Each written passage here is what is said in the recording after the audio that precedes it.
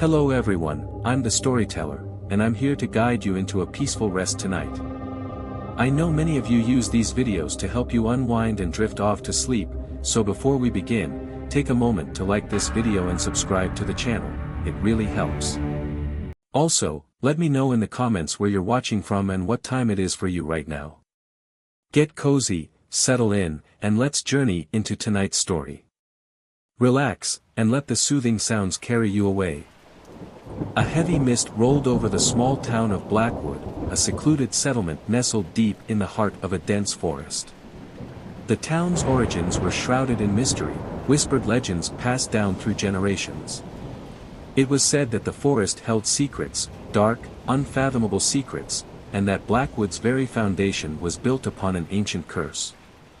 Few dared to question these stories, and those who did often disappeared, their names fading into the void of forgotten memories.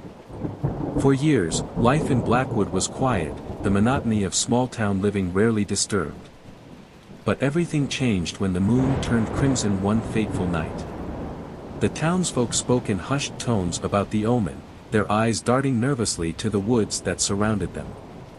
The air grew thick with an inexplicable dread, and an unshakable feeling settled over the town, as though unseen eyes were watching from the shadows. It began with a stranger. He arrived on a fog-drenched evening, his silhouette emerging from the mist like a phantom. Dressed in a long black coat and a wide-brimmed hat, he carried with him an air of mystery that made the townsfolk uneasy. He introduced himself simply as Elias. His voice was smooth but carried an unsettling resonance that lingered in the ears of those who heard it. Elias rented a room at the old inn on the edge of town, a place that had seen better days. The innkeeper, Mrs. Whitaker, couldn't help but notice the strange markings etched into the leather of Elias's suitcase. Symbols she didn't recognize, but which filled her with an instinctual unease. Passing through, she had asked, forcing a smile. Elias had merely tilted his head, his piercing gray eyes locking onto hers. Something like that, he replied cryptically. Word of the stranger spread quickly through Blackwood. The townsfolk speculated about his purpose, spinning wild theories that only grew more outlandish as the days passed. Some claimed he was a bounty hunter, others a treasure seeker. A few whispered that he might be something far worse. Elias's arrival coincided with the first disappearance. Mary Collins, a schoolteacher known for her love of storytelling, vanished without a trace. She had been last seen walking home from the schoolhouse, her lantern swaying in the dark. When her husband raised the alarm, the search party found only the lantern, its glass cracked and smeared with something dark and sticky. The second disappearance occurred 2 nights later. Jacob Miller, the town's blacksmith, failed to return home after closing up shop. His wife found the forge empty, the embers cold. A strange symbol had been scrawled onto the anvil in ash, one that bore an uncanny resemblance to the markings on Elias's suitcase. Fear gripped Blackwood like a vice. The townsfolk avoided the streets after sundown, barricading their doors and windows. Rumors swirled, and suspicion fell upon Elias. The stranger, however, remained unperturbed, his demeanor calm amidst the rising storm. People are quick to blame what they do not understand, he remarked to Mrs. Whitaker one evening. But the truth is rarely so simple. Despite their fear, a sense of morbid curiosity drove some to investigate the forest that encircled the town. It was there, among the ancient trees and tangled underbrush, that the first true horrors were uncovered. A hunter named Caleb ventured into the woods with his loyal dog, determined to uncover the source of the town's misfortunes. Only the dog returned, its fur matted with blood and its eyes wide with terror. Caleb's disappearance further deepened the town's paranoia. Whispers of a malevolent force dwelling within the forest spread like wildfire. Some claimed it was a beast, others a spirit, while a few believed it to be the manifestation of the town's cursed origins. Elias, however, seemed to know more than he let on. One evening, as he sat by the inn's hearth, he produced a weathered journal from his suitcase. Its pages were filled with cryptic writings and intricate sketches of symbols, creatures, and arcane rituals. "What are you looking for?" Mrs. Whitaker dared to ask, her voice barely above a whisper. Elias's gaze met hers, his expression unreadable. "Answers," he said simply. As the moon waxed full, the tension in Blackwood reached its peak. On the night of the blood moon, the air grew heavy, charged with an almost tangible energy. The townsfolk gathered in the square, their faces pale and drawn. A chilling wind swept through the streets, carrying with it a low, guttural hum that seemed to emanate from the forest itself. Elias appeared in the square, his presence commanding. In his hands, he held the journal and a strange artifact, a dagger with a blade as black as obsidian, etched with the same symbols that adorned his suitcase. "The curse must be broken," he announced, his voice cutting through the crowd's fearful murmurs. "But it will require sacrifice." The townsfolk recoiled, their fear turning to anger. Accusations flew, and chaos erupted. But before the mob could turn violent, a piercing scream echoed from the woods. All heads turned, and the crowd fell silent. From the shadows of the trees emerged a figure, or what once might have been a figure. Its form was twisted and grotesque, its flesh warped and pulsating. Its eyes glowed with an unnatural light, and its mouth stretched into a nightmarish grin. "It is awake," Elias said, his voice grim. "And it is hungry." What followed was chaos.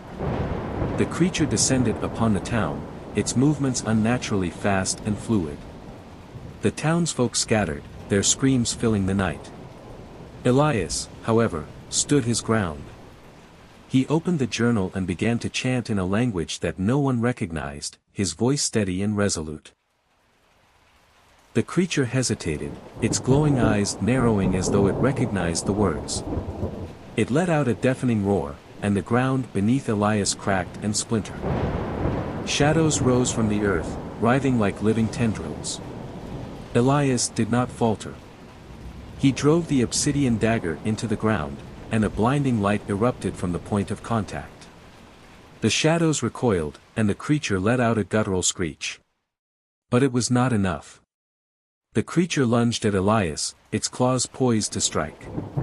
In that moment, Mrs. Whitaker, who had been watching from the inn's doorway, ran forward, clutching a burning torch.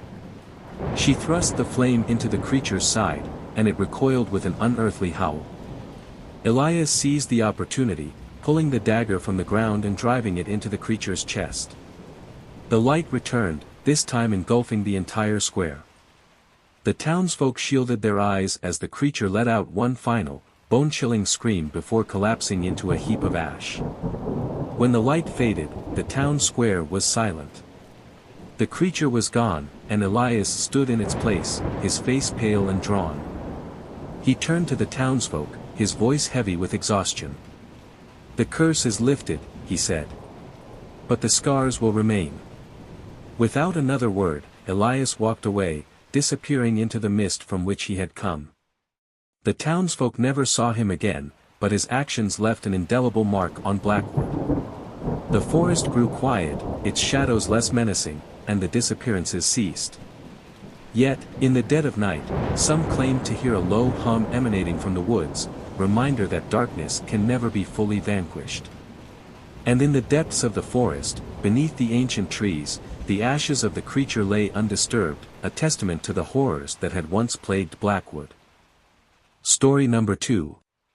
The Silent Grove, a haunting tale of secrets, curses, and otherworldly. In the heart of the dense, ancient forest known as the Gravenwood, where sunlight struggled to pierce through the thick canopy of gnarled trees, there lay a village that few had ever visited. The villagers of Duskmere lived in the shadow of a haunting legend, the tale of the Silent Grove, a place deep within the forest where time seemed to stand still and where those who entered were never seen again. This legend had been passed down for generations, whispered in hushed tones as a warning to keep children and wanderers from straying too far. The story began long ago, with a traveler named Alaric who ventured into the Silent Grove seeking treasures rumored to lie hidden there. He was a daring and ambitious man, unafraid of the supernatural warnings that kept others away. According to the tale, Alaric returned weeks later, but he was no longer the man he had been. His once bright eyes were vacant, his skin pale as the moon, and his voice lost to some unseen force.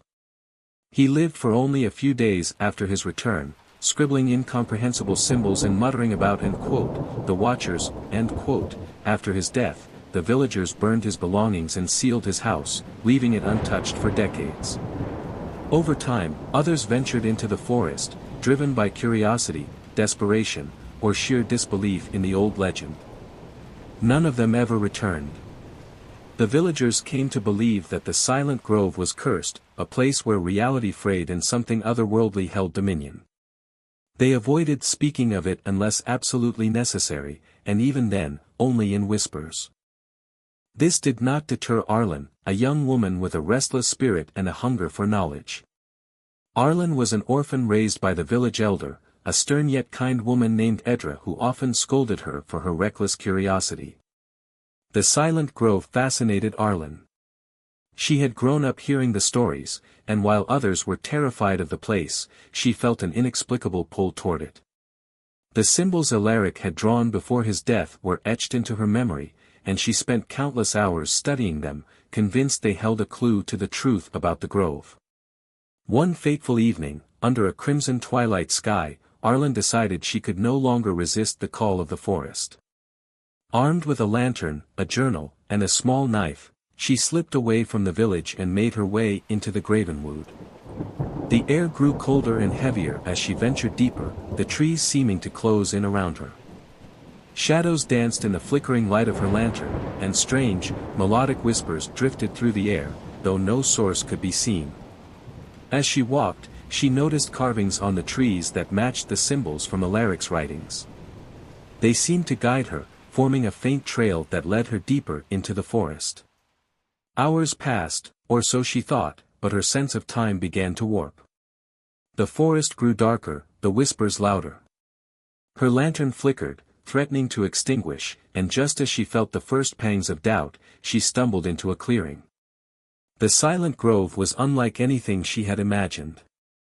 The trees here were impossibly tall and twisted, their bark shimmering faintly as though imbued with starlight. In the center of the grove stood an ancient stone altar, covered in moss and engraved with more of the mysterious symbols. Surrounding the altar were statues, humanoid in form but featureless, their smooth surfaces reflecting the faint glow of the trees. The air was thick with an otherworldly hum, a sound that resonated deep within her chest. As Arlen approached the altar, she felt an overwhelming sense of being watched. Her instincts screamed at her to run, but her curiosity anchored her in place. She reached out to touch the altar, and the moment her fingers brushed its surface, the whispers ceased, replaced by a profound silence that seemed to stretch infinitely. The light from her lantern extinguished, leaving her bathed in the eerie glow of the grove. Then, the Watchers appeared. They emerged from the shadows, figures cloaked in flowing, dark robes that seemed to ripple like liquid. Their faces were hidden beneath hoods, and where their eyes should have been, there was only an empty void that shimmered faintly with a deep, pulsating light. They moved soundlessly, surrounding her, their presence both terrifying and mesmerizing. One of them extended a hand, its fingers impossibly long and thin, and in its palm lay a small, glowing orb. It pulsed in rhythm with the hum that filled the grove. Arlen felt an uncontrollable urge to take it, and as her fingers closed around the orb, a surge of images and emotions flooded her mind. She saw visions of the forest, ancient and untamed, and glimpses of other worlds, vast and alien. She felt the weight of millennia, the burden of secrets too great for any mortal to bear. When the vision subsided, she found herself lying on the ground, the Watchers gone, the grove silent once more. The orb was still in her hand, its glow dim but steady. She felt different, as though a piece of the grove had taken root within her. Gathering her strength, she stumbled back through the forest, following the faint trail of symbols until she reached the village. The villagers were shocked to see her return. Her hair had turned stark white, and her eyes glowed faintly in the dark. She tried to explain what had happened, but her words were fragmented, her memories of the grove already slipping away like a fading dream. Only the orb remained, a tangible reminder of her journey. As days turned to weeks, Arlen began to change. She could sense things others couldn't, hear the whispers of the forest even from the safety of the village. The orb seemed to hum softly when she held it, its glow growing stronger over time. She started to understand the symbols, which revealed glimpses of an ancient knowledge that both fascinated and terrified her. One night, under a blood-red moon, the orb began to pulse violently. Arlen felt an overwhelming urge to return to the silent grove, as though something was calling her. Despite the pleas of the villagers, she ventured back into the forest, disappearing into the shadows of the Gravenwood. She was never seen again, but the villagers claimed that on certain nights, when the moon was full, a faint, otherworldly glow could be seen emanating from deep within the forest. The legend of the Silent Grove grew even darker, and the story of Arlen became another cautionary tale, a warning to those who might be tempted to uncover the mysteries that lay hidden in the shadows. And so, the Silent Grove remained, a place where the boundaries between worlds blurred, where time and reality twisted into incomprehensible shapes. The Watchers continued their vigil, their purpose unknown, their presence a chilling reminder of the secrets that lurked in the heart of the Gravenwood.